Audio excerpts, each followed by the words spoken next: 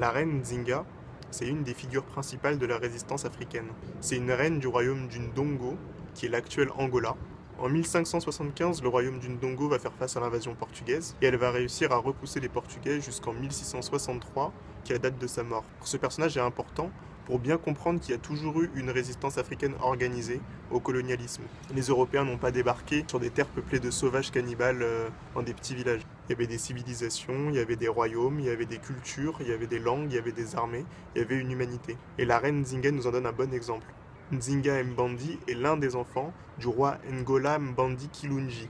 Elle va régner sur le royaume du Ndongo et du Matamba. On note au passage que le nom Angola veut dire pays du roi Ngola. Pour situer un peu le contexte, les royaumes du Ndongo et du Matamba sont deux petits états situés en bas du grand royaume du Congo. Ils sont traversés par le fleuve Kwanza, ce qui donne une région très fertile, riche en pierres précieuses et en mines d'or. C'est aux alentours de 1560 que les premiers Portugais débarquent au royaume du Ndongo. Ils vont tisser des liens avec le grand-père de la reine Nzinga, qui va lui les accueillir et va pratiquer différents types d'échanges avec eux, des échanges culturels, des échanges commerciaux, etc.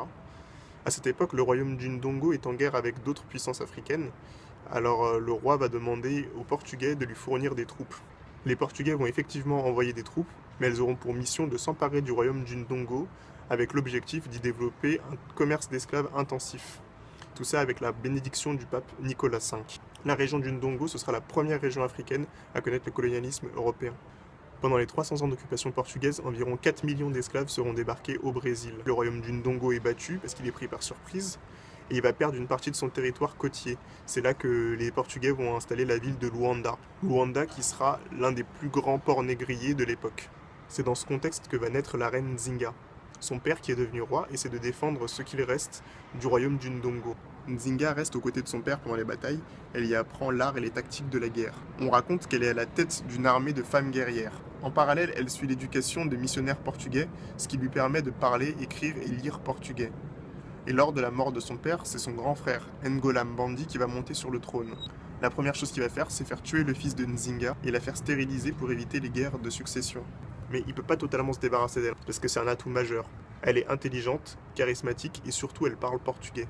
Alors il va l'envoyer comme ambassadrice du royaume de Ndongo pour négocier une paix avec les Portugais. Et c'est à ce moment-là que débute la légende de la reine Nzinga. On raconte que pendant sa rencontre avec le Portugais, il était assis sur un fauteuil bien tranquille et lui avait laissé un tapis pour qu'elle s'assoie. Alors elle va demander à sa servante de venir s'agenouiller et lui servir de siège. Donc ce geste va beaucoup surprendre la noblesse portugaise puisqu'elle va parler d'égal à égal avec un Portugais. Nzinga a vraiment surpris tout le monde parce qu'elle est très habile en négociation. Elle va parvenir à signer un traité de paix avec le Portugal, même si ça ne va pas durer très longtemps, puisque les Portugais vont trahir l'accord, mais elle va aussi refuser un protectorat portugais.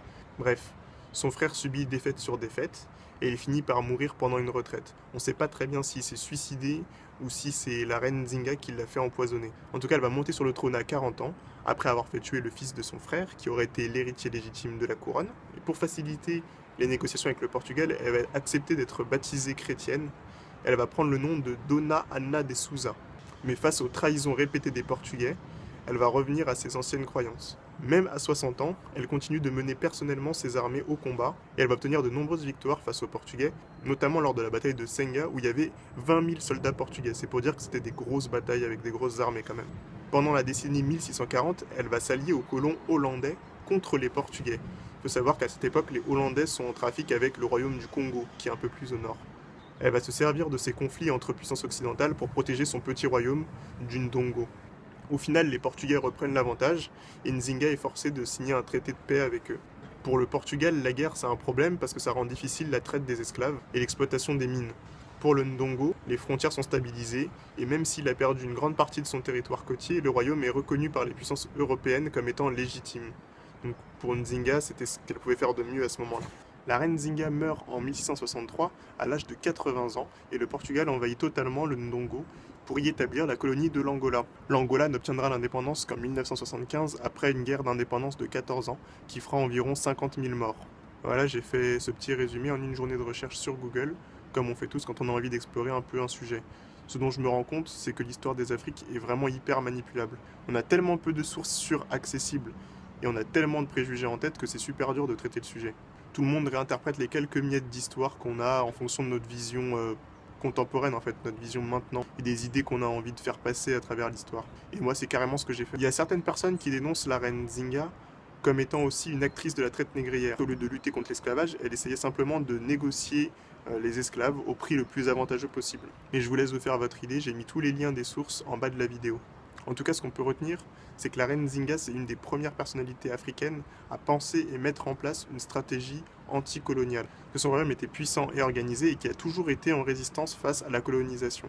On a trop souvent une image de l'Afrique primitive et passive, mais des exemples comme celui de la reine Zinga et plein d'autres nous montrent que l'histoire des Afriques est bien plus riche. En faisant ces recherches, je suis tombé sur deux petites polémiques. La première, c'est que ce serait le pape Nicolas V qui a donné la validation pour l'esclavage, en fait la validation chrétienne à pratiquer l'esclavage. Et ça aurait été fait à travers une bulle, donc en fait c'est un petit texte qu'il a écrit au roi du Portugal. C'est de ce texte que s'est servi le roi du Portugal pour pratiquer la traite des esclaves en Angola, ça on en est sûr. Après, sur la signification exacte du texte, la traduction est assez bizarre, mais je vous mets le texte dans les sources.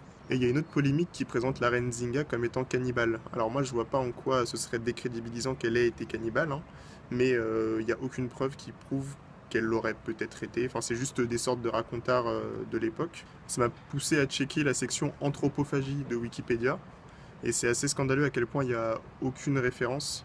C'est vraiment du skip, skip, skip. Et pourtant on a bien cet imaginaire ancré dans nos têtes du cannibalisme. De la sauvagerie liée à l'Afrique. Je vais faire une petite recherche sur ça aussi. Et voilà, merci d'avoir regardé la vidéo. Déconnectez-vous s'il vous plaît.